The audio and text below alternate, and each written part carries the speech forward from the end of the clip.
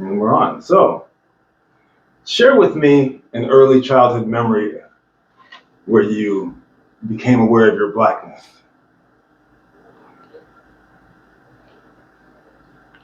It was during the Huff riots when I first became aware of my blackness. There were fires all around, and rioting was happening. And I remember hearing that the National Guards were coming, and it was, as a kid, you think of National Guards, they coming to protect you. So we ran out on the streets to wait for the National Guards to see the jeeps pull by and everything. And I was crossing the street, and one of the National Guardsmen, who was a white National Guardsman, said, "Nigga, get out the way." First time I ever been called a nigga too. And that was when I was aware that I was something different. Hmm. Tell me about a challenging or defining moment at any point throughout the course of your life where you had to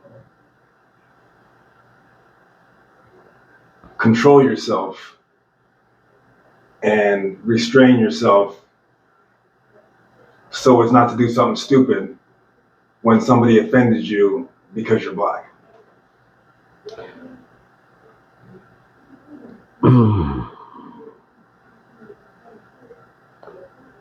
I really never had to,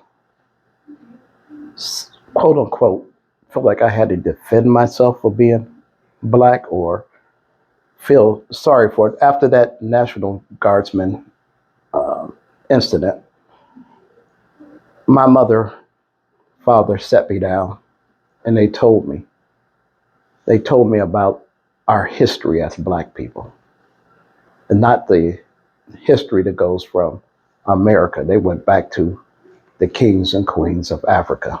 So, and I got indoctrinated into really our culture, our heritage, from where you come from. So when somebody would call me the N word or something like that, I didn't get offended because it didn't apply to me. Well put. How does your life experience, just in general, from a black perspective or not, shape your public health work? Well, one is that it has taught me to tolerate all kinds of people. You don't judge people by how they even how they may come across or color or anything like that. There's always a dialogue to be had. And if I can talk to you and you can talk to me, I feel like we can come to some sort of agreement, or even if we disagree, it'll be an amicable disagreement. So, being a black male, especially in my youth and early adulthood, it was always a proud thing for me because, like I said, I know our history. So you could only get mad. And I'm not going to say that I've never gotten mad or lost my temper for somebody calling me out my name, but I don't remember it from a point of anybody after that first time being called. From that point on, I knew where I was from. I knew who I was. So you couldn't rattle me that way. But to see now, when we come to the present, I tell people this, Richard. You could get cut and get a scar on your body somewhere, and that cut eventually is going to heal. It's going to scab over, and then it's going to heal. Being cut in your mind, there's no scab for that. So every time I hear about unarmed black man being shot, or what the president did with the monkey meme, you relive certain things in your past. It just flows back in you.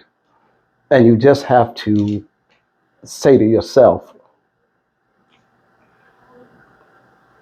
we're better than that. I know we're better than that. And don't let that emotion get to you. But does it make me angry sometimes? Yes. Is that anger directed towards anyone outside? No. It's something that you take in, you digest, and you think, how can I best respond to this in a positive light? Instead of, getting mad and punching somebody in the head or something like that. More people should handle things like you. The world would be a less violent place, especially this city. I wasn't always that way. So, last question. Talk about the state of Black Cleveland from your perspective. Is that a positive trajectory, or are we backsliding? Unfortunately, we have been backsliding for years, decades. Because, again, we have not put our culture, our history, that knowledge into our children. So they'll understand that your history from America, it didn't start here. Your ancestor may have been slaves here, but they didn't start here. It started long ago when the Cushnites, which were black, it started with Abraham, who was black. Most people don't want to say it, but he was. So when you know that, it gives you a sense of pride. It gives you a sense of who you come, where you came from. The kids nowadays, they don't know the history.